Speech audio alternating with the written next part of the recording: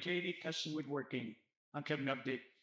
The thing is, I always had a bit of a feast with the plaster sometimes, and it was hard to find a good plaster. And I've done a lot over the years because we do our kitchens and our own renos because we're doing small renos, and there was no point in hiring plasters and drywallers. But now at this whole place, and I've taken on, and I'm wondering if I made a huge mistake. It's taking long. But what I discovered by accident was using a robot like this for my joint. So what I'm doing here, that's it. And this is saving a world of hurt. And the other thing I discovered by accident, it might be different in everybody's area, is this, using this as a tape. It's more like a fiberglass. You feel in your fingers and your hands are dry. And I'm loving it. I use mesh all the time. And I was going to do it up here. But with this setup, I'm all filled. Now, I'm by myself. I could put it here and have special tools, but I don't do this all the time. I'm almost out of the worst part of it. We're getting going and everybody's pitching in. We're all on the same line. We don't want to hire plasterists. And it's not that we hate them. It's just, they'd rather keep the work for the guys. They want to do it. Okay. Just, do it in an efficient way. Now, what did I say? And I go right over. I'm only using my small knife. I'm not going to use the big one. I'm just getting this to stick. Nice layer of that. And then you go here. You can almost do it by hand. And it's getting a little messy. And putting it over with my hands, I feel a fiber in there. It's not a good feeling. I don't think I should be doing it anymore. So I'd recommend gloves. And that's it. Now, there's been debate whether a cabinet maker is good enough to do plastering. Yeah, this.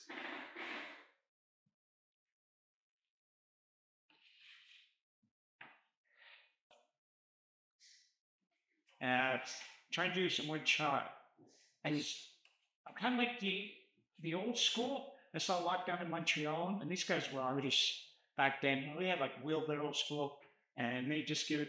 The more you sand this, the thinner it is. Right now, it's like paper thin, literally. And this is a ready-mix plaster that's in our area. Yes, it's the beauty of this. Look at this. Look at it. Okay. All right, I'm going once. And then I'm going to stop. Right there. You might see it's going to sag.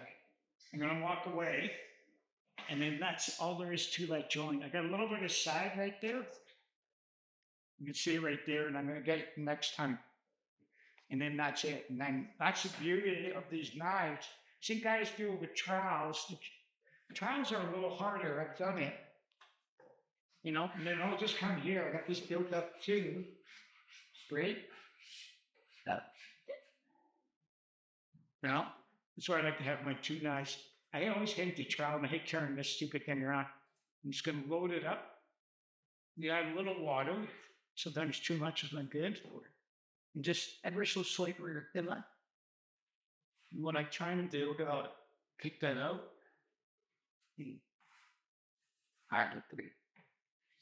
That's it.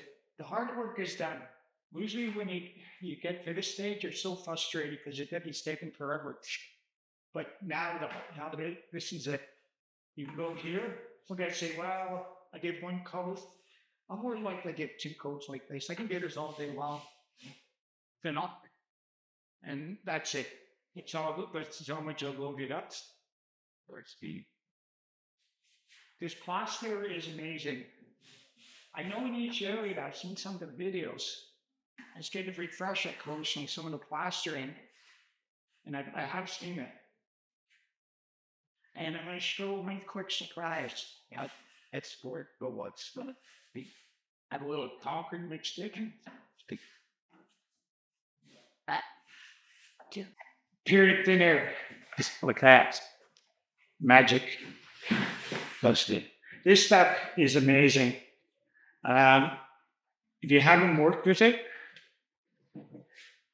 get it. It's a little pricey, but if you're not used to paper, like I hated paper in the corners. I seen so much of it lift because I used to go into the houses when we were installing cabinets and everything else, and we would see stuff lift, crack, and guys were trying to fix it with Paris of plaster, everything, and then they had it all through the house. The people were moved in.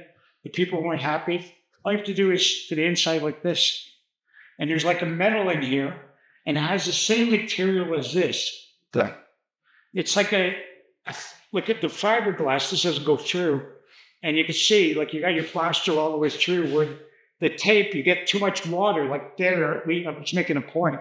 We add a little water to our plaster, and sometimes with the tape, you can come back. I've seen it all bumpy, and I'm not good enough with it. And this stuff is amazing. You see here, just pushing up there, all of your plaster gets there, and this acts as a fiberglass and holds it in. And I didn't dare cut it. I got one piece, and it was able to just sit up like that. And you can see there, just with 2 coats. I don't want to play around on a ceiling on video. Notice I don't have the stilts. I think I'd kill myself.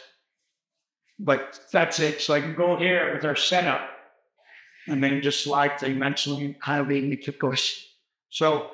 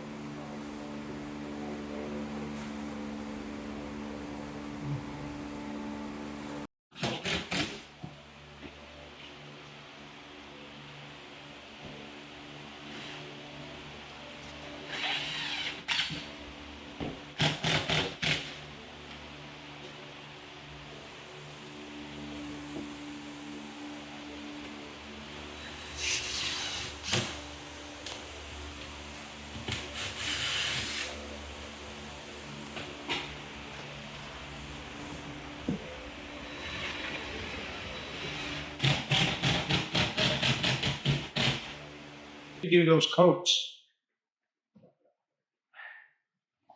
Like one coat. That's basically one coat there. Within reason. Like, it doesn't matter, because that's the problem with the plaster. Everybody thinks they're doing the videos and the guy's going, no, the best way to explain it is it takes about 3 coats, and then the plaster goes in the plaster, and then it comes like blood, and then you can start hot troweling and things like that, really playing with it. But the first coat, no way. And then that's something you have to realize. And that's what a lot of people look at and go, oh, Christ, what did I do? Like, this corner was a total disaster up here. And it's pretty good. I had to put an extra coat there. And the rest of it, I had all 2 coats.